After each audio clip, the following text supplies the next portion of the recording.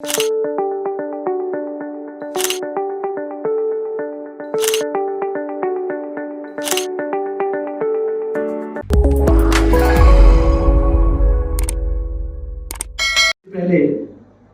हम सब ने भोपाल में एक कार्यक्रम में हम प्रतिभागी रहे, जहां माननीय गृह मंत्री ने, केंद्रीय गृह मंत्री ने हम सबको राष्ट्रीय शिक्षा नीति के बारे में मार्गदर्शन दिया।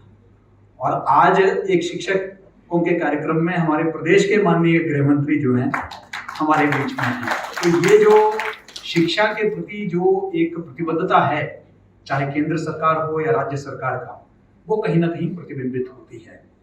और मेरा तो प्रत्यक्ष में अनुभव है माननीय नरोत्तम जी के साथ। दतिया में हमारा एक परिसर है और मैं पहला कुलपति था जो उस परिसर में गया।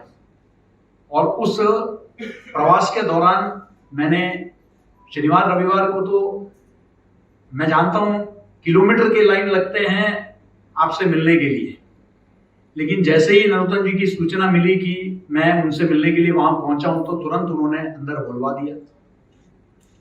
और वहीं के वहीं उन्होंने, हमारा जो परिसर है वो शहर के बाहर खैरी में था, और वहीं के वहीं उन्होंने कलेक्टर महोदय को फोन किया और कहा कि आज ही शाम को मिलिए और इसका समस्या का निराकरण करिए। और शहर के बीच में अपने ही निवास के सामने जो केंद्रीय विद्यालय है उसका पुराना परिसर आपने हमारे विश्वविद्यालय को अलॉट कर दिया। ये शिक्षा के प्रति समर्पण है। मैंने प्रत्यक्ष, क्योंकि इसलिए मुझे किसी के जो है अनुशंसा कहीं से, क्योंकि उनका शिक्षा के प्रति क्या समर्पण है, मैं प्रत्यक्षदर्शी हूं। तो ये मेरे लिए भी हम सबके लिए सौभाग्य की बात है कि ऐसे शिक्षा के प्रति समर्पित जो हमारे माननीय गृह मंत्री आज हमारे इस कार्यक्रम के मुख्य अतिथि हैं। मैं बधाई देना चाहता हूं नवदुनिया परिवार को कि उन्होंने बहुत ही एक महत्वपूर्ण पहल लिया है। अभी शिक्षक दिवस अभी हमने 5 तारीख को ही मनाया, और शिक्षा और मीडिया का अक्सर ये एक आलोचना रही है भारतीय मीडिया के बारे में कि हम लोग शिक्षा के प्रति जागरूक नहीं हैं, शिक्षा की कवरेज जो है सिंगल डिजिट में होता है। लेकिन पिछले कुछ वर्षों से अगर आप देखेंगे, खासकर कोरोना के प्रभाव के बाद, और ये आंकड़ों से साबित होता है कि आज शिक्षा और स्वास्थ्य की तरफ जितना आज मीडिया जितना ध्यान देती है, उतना किसी और विषय को लेकर जागरूकता नहीं है। आज शिक्षा को बहुत ज्यादा महत्व मीडिया में मिलता है। ऐसा नहीं है कि शिक्षा के और मीडिया का संबंध पहले नहीं रहा।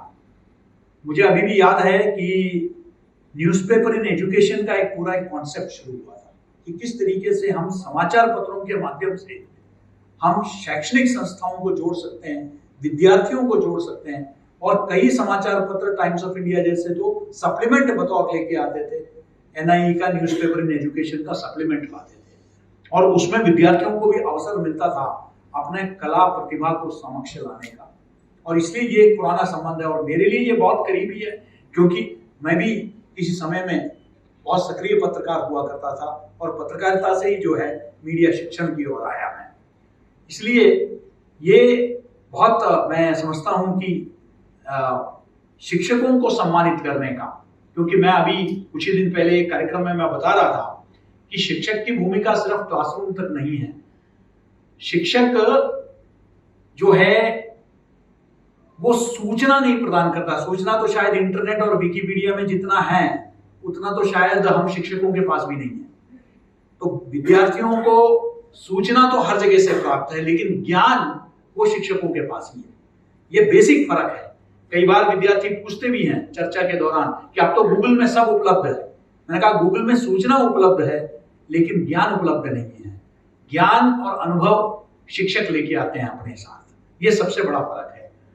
शिक्षकों का जामवंत की भूमिका है, यानी कि जो बजरंगबली को उनके शक्ति के बारे में एहसास दिलाना, और शिक्षक जो है विद्यार्थी के जो शक्ति है, उसका क्षमता है, उसकी प्रतिभा है, उसको पहचान के तराशने की जो भूमिका है वो शिक्षक का रहता है।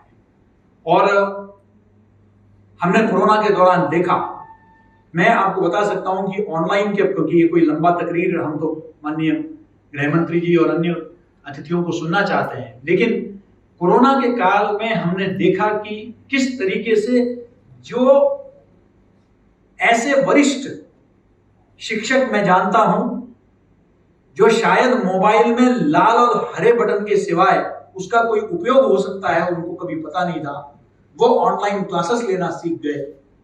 उन्होंने जो है ऑनलाइन प्लेटफॉर्म के माध्यम से बच्चों तक पहुंचा, उनको व्हाट्सएप में आया ताकि बच्चों को जो है सिंक्रोनस और एसिंक्रोनस वो शिक्षा पहुंचा पाए। इतना उन्होंने उस वक्त जब सब अपने दरवाजे के घरों के भीतर, कोई बाहर नहीं निकल रहा था, उस वक्त विद्यार्थी तक जो है विद्या पहुंचे, उसके लिए और कई शिक्षकों ने जो है बलिदान भी किए, कई शिक्षकों की मौत भी हुई। तो मैं समझता हूं कि शिक्षकों की बहुत बड़ी भूमिका रही है और तमसोमा ज्योतिर्गमय, और शायद इसीलिए इस पुरस्कार का नाम भी ज्योतिर्गमय पुरस्कार रखा गया है कि अंधकार से हम सब कहीं ना कहीं जो कुछ भी हैं वो हमारे शिक्षकों की वजह से है और पूरा समाज का यह दायित्व बनता है।